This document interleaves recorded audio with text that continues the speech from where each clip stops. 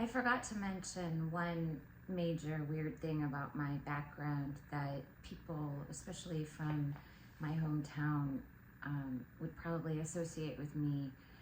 And it's something that I've been thinking about a lot lately because some of the topics and even some of the people sort of involved in this relationship I had have come up in the news lately as people talk about the sex work industry in the 90s.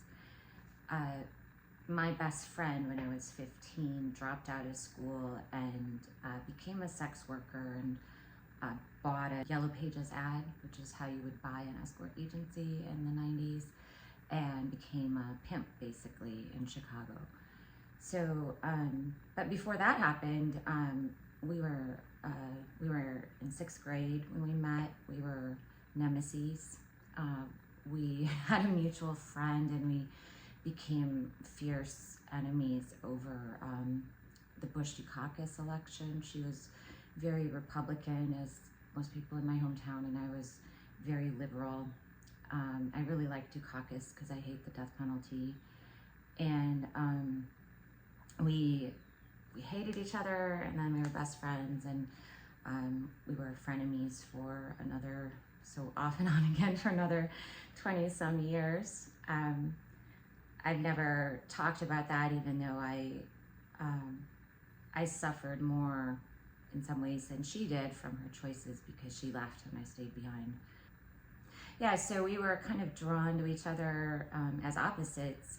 I had this hippie mom who was kind of an outsider, and I was poor, and I aspired to just be a basic bitch. And Heather, she wound up changing her name, so I'll just use her dead name. She kind of was drawn to me because she thought I was edgier. She thought my mom was especially interesting because she had Charles Darwin, and that was pretty, for her form of Christian Reform background, that was pretty edgy. My mom is somebody who, she always liked to be the fun mom. I always wished she was just a little more conservative, so she would do things like, when we were hanging out, just come in and give us a beer, even though I didn't want a beer, and I was too young for beer, but that would just make her feel like the cool mom. And so Heather loved her because she was cool. And but Heather's parents hated me because they thought I was trash, and you know, they were kind of rude, like, because my mom was always late picking me up, and so they would have me wait outside on the stoop, which I don't think is nice, but it bothered Heather more than it bothered me. The only thing that bothered me is one time, like, $10 came missing from their counter, and they blamed me, which is crazy because their daughter Heather shoplifted and stole all the time. I never did, so I think I know who did it. And so as we got older and into high school, we started to grow apart. She, you know, when you're in a small town, rebellion a lot of times is kind of hanging out with people who listen to heavy metal, and at that time, maybe a little bit into the occult, like drawing pentagrams on things. Not a big deal, but also not hanging out with people who were, you know, interested in school or getting jobs or necessarily being a good influence. So Heather's parents didn't want her hanging out with her older boyfriend because he was a bad influence, and I thought it made sense because he was a bad influence, but she didn't. So she decided to become an emancipated minor, and she talked to my mom about it. She didn't talk to me. She just one day just showed up at our house, and I was thrown into her emancipation. I never knew why, except she wanted to hang out with her loser boyfriend. And then she had been fascinated with the idea of streetwalkers. There's a town, Grand Rapids, half an hour from us, and when my mom and I used to drive to visit a family member in the hospital, we'd drive along a stretch that's known for streetwalkers, and I mentioned it to her, and she really wanted to see it. So my mom, being the cool mom, when she was like picking us up from a vintage store or something, when we were like 14 or 15, drove us by the streetwalkers so Heather could see where they hang out. And so that was where she started. And And then she wound up in Chicago. And then when she was 17, she bought the Yellow Pages ad. And that was when she met a man who was named Peter Smith. He was a very wealthy venture capitalist in the Chicago area. And he came into the news in recent years because he had hired some private investigators to try to dig up information on Hillary Clinton. And then he gave an interview with the Wall Street Journal about some of the stuff that he was finding in the investigations. I think it was actually stuff he had found on Trump. And then like 10 days later, the press said that he killed himself. But Heather swears that he was killed by the Russians. She's very MAGA and conservative, so she probably wouldn't say that publicly, but that's what she told to me. Because I knew Peter not very well. He was just a large presence in our life because she was his mistress for so many years, and kind of on a severance package when we were in New York together. So like when we were living in New York, I used a car service that Peter paid for, and I went to a spa and got massages that Peter paid for Heather. So I was connected to him, but I only met him once when he came to New York, because that was when she was kind of on her severance package, and she still wanted to keep him happy. So I was teaching preschool, and I was dressed for work, which I think he probably thought was just fabulous, because he wanted to take us to a strip club. I'd never been to a strip club, and he wanted me to see me get a lap dance, and I thought, well, when in Rome. So, and I think that's pretty reasonable. If you buy me like 5 massages, you can definitely pay to watch me get a lap dance. Yeah, he was, but the big characteristic about Peter Smith is he was a bon vivant. So like he'd go into a bar and like pay for everyone's drinks so that he could hang out with a couple call girls. And he never would have killed himself. It wouldn't have made sense to go out without a cheerleader on his face. So I think the Russians killed him, and Heather does too. But I think what does it matter now? But that was many years later. When I was a teenager, I just knew that I had this friend who left, and I was in a very conservative town, and I was already an outsider for being poor and not Christian, and I got a lot of this social flack for making a pretty bold decision. But it made me open my eyes and really decide what my principles are. So I think at an early age, I was confronted with the sex work industry in a way that a lot of Americans, especially American women who would call themselves feminists or advocates, they just ignore this segment of the world, and by ignoring it, you encourage exploitation. And feminists understand that in every industry but sex work. They just had a really hard time figuring that out in recent years. In fact, it's pretty staggering when you look at the situation that women and children are in terms of the sex work industry and sexual exploitation, and honestly how similar it was 200 years ago, which is pretty sad. PBS has a great documentary on the Gilded Age, and they highlight a women's activist and first wave feminist named Josephine Butler. And Josephine Butler was really a strong advocate for sex workers. She went right up against the Victorian idea of just shaming these women into oblivion, and just said, hey, we have to confront this. These women are getting sick and dying. How can we make their lives a little bit safer? And she was a Christian woman. She came from a deep place of faith, but she also walked with the women who needed her help, which is something that I feel like we're missing a lot nowadays. A lot of people make pronouncements from far away, but don't walk hand in hand with the people they see they're advocating for. Josephine Butler definitely did. And one of the most disturbing and resonant aspects of her work, and you really should watch this documentary, is one of the major legislative efforts she made in London in the middle of the 19th century was to get the age of consent raised from the age of 12 to the age of 16. But what's most shocking is the nature of the debate in the House of Lords. And we should maybe think more about the origins of our Senate and our Congress when you look at the House of Lords, because I think senators see themselves much like lords, and we've protected them in much the way we used to protect the landed gentry. But in England, they have never been in denial about their class system, which makes it a lot easier for them to address their class problems.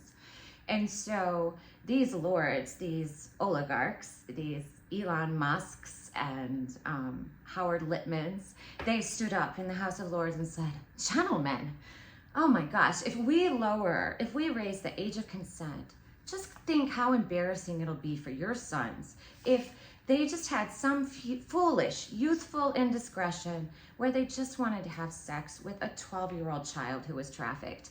And you want that to hang up their career? I mean, how familiar is that, right? I mean, nowadays, do we really want to drag these guys through the mud? Do we really want to expose these poor men, these innocent men, these foolish mistakes they might have made when they were just little babies of 35? Even at that time, you're living in, you look at the pictures of Victorian England, these beautiful pictures of purity. There's always the dark underbelly. The Nazis also celebrated purity. Meanwhile, there was decadence and abuse and sexual exploitation behind closed doors. It's the dark shadow that the overly saccharine Christian imagery is always hiding. But I think what's missing now, especially as more and more women are being forced to go to desperate measures to earn a living, are empowered, socially powerful women who will advocate for sex workers and not judge them. So when I went to college, I went to a college called McAllister College with this friend who'd made these weird choices, kind of trying to figure out my way in the world. I had also lost my uncle, who I was very close to AIDS when I was 15. So I was just generally anti-sexual in some ways on a personal level, but not for moral reasons. I just thought everyone was going to die. And so that, but I think it was a lot of people, there was a lot of fear at that time. There were all these vampire movies, which a lot of people saw as it was kind of a metaphor for the fear of blood and the fear of sex. And so I certainly never considered joining her. And also I was a militant socialist, so socialists, it's just not really a job that you usually you do for the proletariat. But the 90s, there was still a lot of discussion of a woman named Andrea Dworkin. I think I've maybe read an article. I was never really a women's studies person, but she certainly was very loud in her opinions about sex work. Andrea Dworkin represented a strain of feminists who just basically believe all pictures depicting sex acts, what might be called pornography, that it's all just a form of rape. I think Andrea Dworkin might believe that all intercourse is rape. So they just want to protect all women from bad men. So that sounds like a fringe view, but that's actually come to be pretty much the mainstream view of American feminism in a lot of ways. If you look on Now's website, they're very careful in their language. They're like, well, we don't want to send the whores to jail, but we're not going to say it's okay to do it. It's kind of how they say it. They can no longer say that sex work should be criminalized because it really makes no sense if you see women as equals to kind of carve that out to send people to jail for that particular form of contract. But they won't go so far as to actually do anything to protect women and their rights who work in these industries. And I think what I was confronted with when I was in my late teens and 20s, learning about sex-positive feminism versus the view of someone like Dworkin, And sex positive describes somebody who would be for the decriminalization of all sex work, except for maybe zoning laws. Obviously, nobody wants, well, maybe some people would. Most people do not want nude dancers on playgrounds, right? There's rules about public decency and where certain activities take place, which are always politicized, but to create systems where all sex work is pushed into the margins always leads to exploitation. I think what's frustrated me, seeing someone like Heather, a lot of people who make commentary on sex work from the outside, there sometimes is a tendency to imbue the young women who are involved in this industry as purely victims.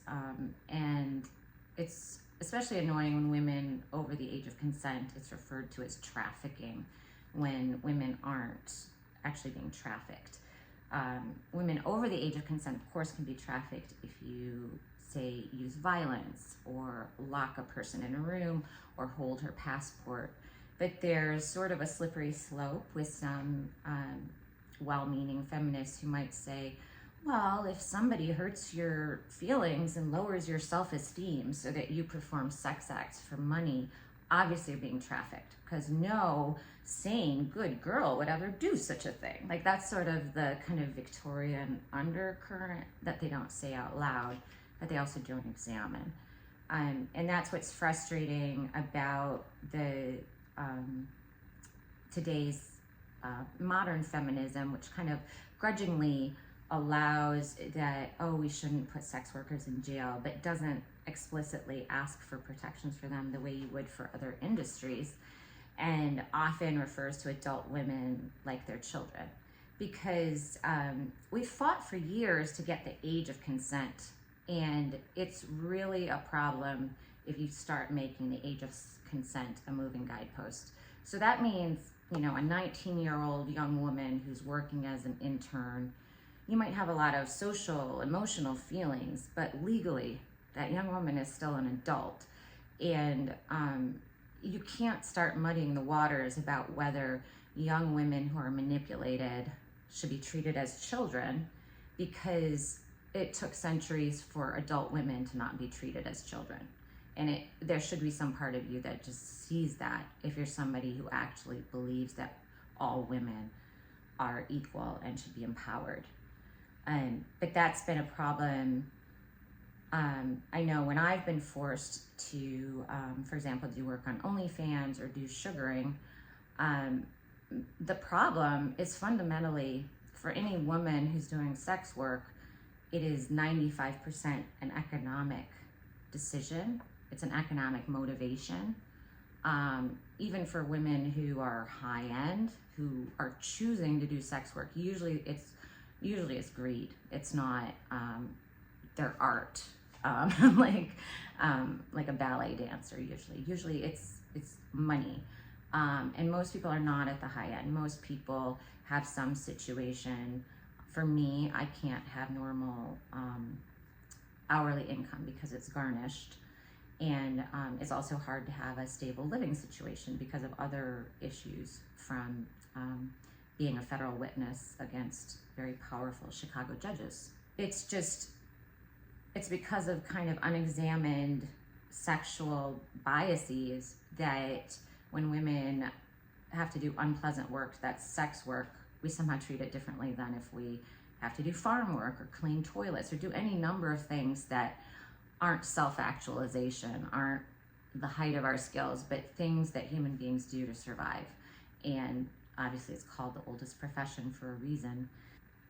I was noticing that when my friend was involved in this work, and I took a sociology class where I read the book Whores and Other Feminists and read about sex workers who'd unionized, strippers who'd unionized, and just efforts to provide safety to people. Even places like Canada, where it's legal to be an escort, they have laws. Female escorts couldn't hire drivers. So they're scared, right? They're going to strange hotels in the middle of the night, and they just want a man in the car waiting so they can call him if somebody's breaking their jaw, and they know the police aren't maybe likely to be eager to help them. They can't hire a driver because the antiquated laws say that he's a pimp. Things like that just make it really hard. And then if you do online work, it shocks me where just like regular journalists make offhand comments as if there's something worse about selling a consensual video of an adult providing entertainment than any other of the weird jobs that we do. I don't think it's worse than being a vice president at an investment bank, but a lot of people do, and they don't examine why they think that's worse. And because of that, discrimination is allowed. We are constantly having our PayPal shut down, our bank accounts shut down, just because these Victorian sensibilities inform every industry that, yeah, we can treat the whores badly. Nobody likes the whores. Feminists don't like the whores. Christians don't like the whores until they repent. So they're fair game. And it just amazes me that people don't examine how we treat people. Because have you ever actually thought about what makes sex work illegal, right? Because it's legal for you to give me money. It's legal for me to have sex with you. It's legal for me to ask you for money. What all of the laws about sex work are about forming and enforcing contracts. What the sex work laws say is, whore, you have no right to expect that what somebody says to you they have to do, because you're a whore. So you can't enforce a contract with him. You can't ask him for things and hold him accountable for things because you're a fucking whore, and you should stay that way. So I think that's odd. I think that's odd for an enlightened people to do, but apparently I'm in the minority on a lot of opinions. So then when I was 16 and I had my best friend drop out and change, it blew back on me for years in a lot of ways. I had a geometry teacher who grabbed me in the hall and pushed me against the locker and said, "Are you gonna drop out of school like your little friend did?" And people treated me as if I had done something wrong.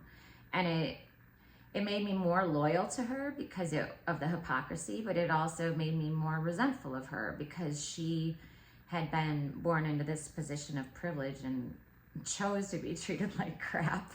And I just wanted to fly under the radar, and I couldn't. But I guess that just kind of followed me through the rest of my life, that I always had to be an outsider, and I'd already decided that I could live that way. So it made it harder for me to lie, I think, sometimes than other people. And so when I was seeing things in the court, and I know they kept thinking I would back down, I couldn't, because my whole life I had so much pressure to conform, to just say that I was saved, to say that I agreed with people's politics, to shoplift so that I could wear designer clothing. I don't know how I could have solved that problem, but I knew that my destiny was not to be with the main pack, that always I was going to be an outsider, for better or worse.